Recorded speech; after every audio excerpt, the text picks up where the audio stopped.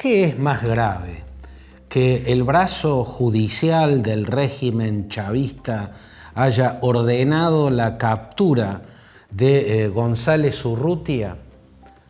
¿O que Nicolás Maduro haya resuelto por decreto que los venezolanos a la Navidad la festejan el 1 de octubre?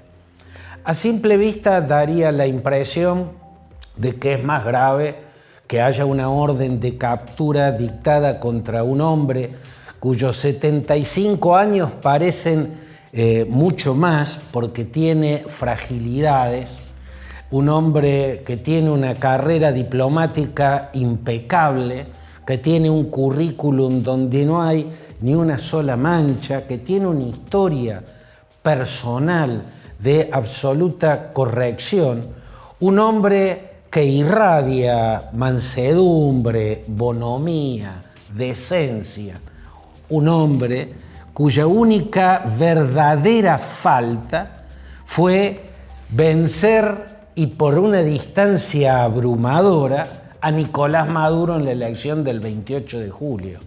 Esa es la única falta que cometió Edmundo González Urrutia y por eso han librado contra él una orden de captura, acusándolo de las decenas de muertes que provocó la represión del régimen contra las protestas masivas en las calles, acusándolo a González Urrutia de las muertes, los secuestros, las masivas detenciones que ordenó Maduro. ¿Se dan cuenta? La detención de González Urrutia parece una línea roja, ¿no? Traspasada la cual, bueno, el régimen se adentra en un terreno desconocido.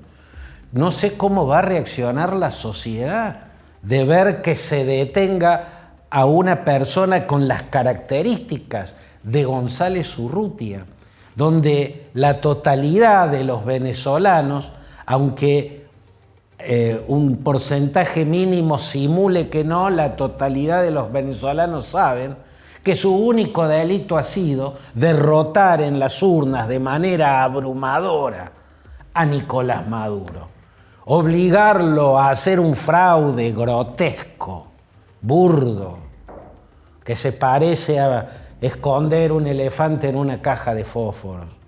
Esa es la única falta. Por ende, su detención puede ser una línea roja, ¿no? Que provoque un nuevo estallido social, y los estallidos sociales hacen correr ríos de sangre desde que está el régimen venezolano, incluso desde antes del régimen chavista. Sin embargo, yo no sé si no es más grave eso que a simple vista da gracia, pero que dé gracia no quiere decir que sea solamente gracioso. Claro, que un dictador caribeño por decreto establezca que en su país la Navidad, que en el mundo entero es desde siempre los 24 de diciembre, es una convención establecida que nadie altera. Pero ese dictador decide y por decreto establece que en su país la Navidad es el 1 de octubre. Y en principio causa gracia. Y van a estar solamente en Venezuela descorchando sidras y champán, los pocos que lo tienen, que son esa oligarquía que se ha formado entre esa nomenclatura cívico-militar y la boliburguesía, ese empresariado enriquecido en sociedades con carteles narcos como el cártel de los soles, con las mafias que explotan ilegalmente el arco minero de la cuenca del Orinoco. Bueno, solo en esa oligarquía descorcharán champán el 1 de octubre para festejar Navidad.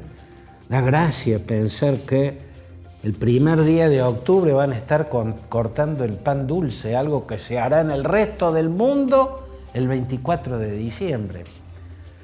Pero aunque dé gracia, más que gracioso es tenebroso. En un principio nos trae a la mente un rasgo típico de los dictadores latinoamericanos en general y caribeños en particular, que es la embriaguez de poder que los vuelve desopilantes, porque empiezan a gobernar desde sus propios caprichos, ¿no? Entonces terminan imponiendo realidades absolutamente absurdas.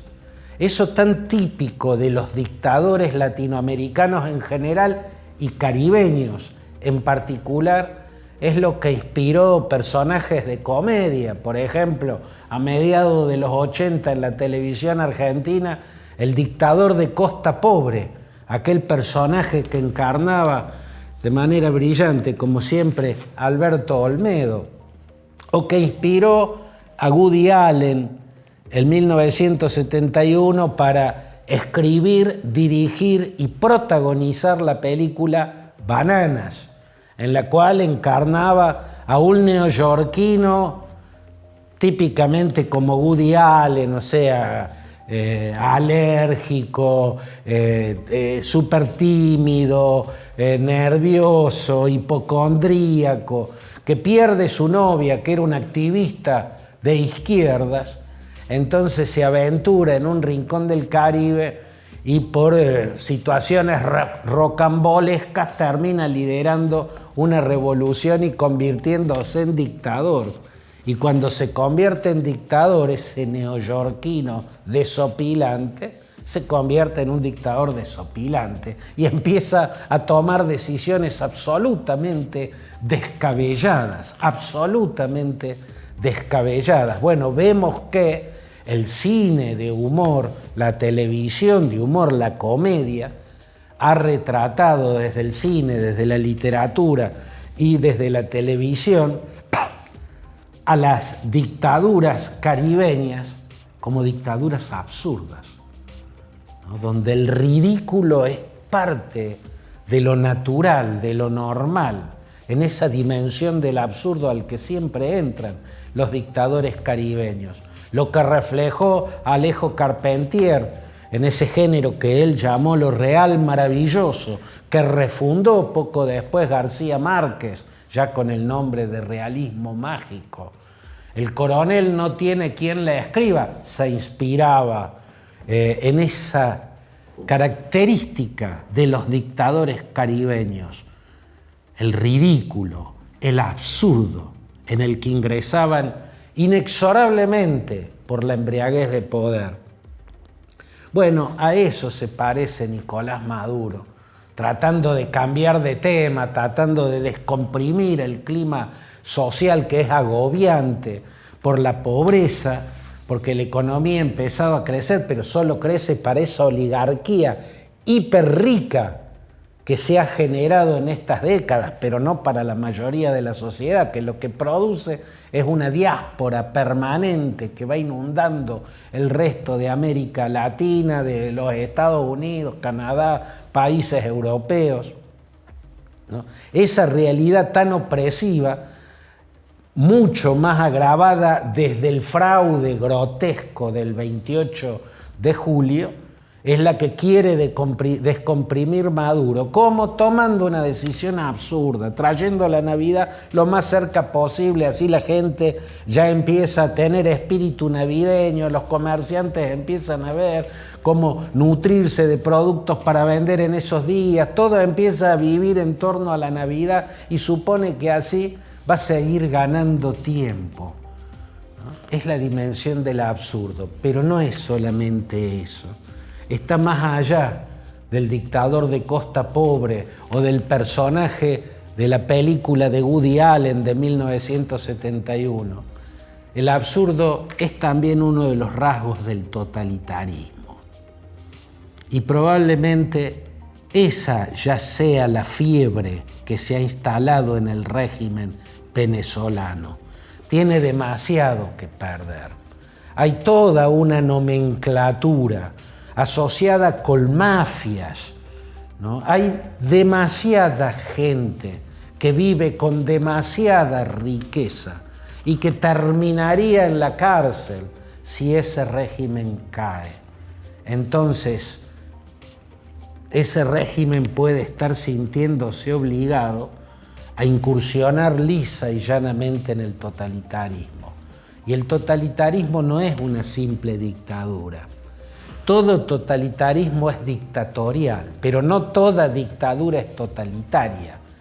El totalitarismo es la dictadura absoluta, y en la dictadura absoluta impera no solo un régimen criminal, impera también el absurdo.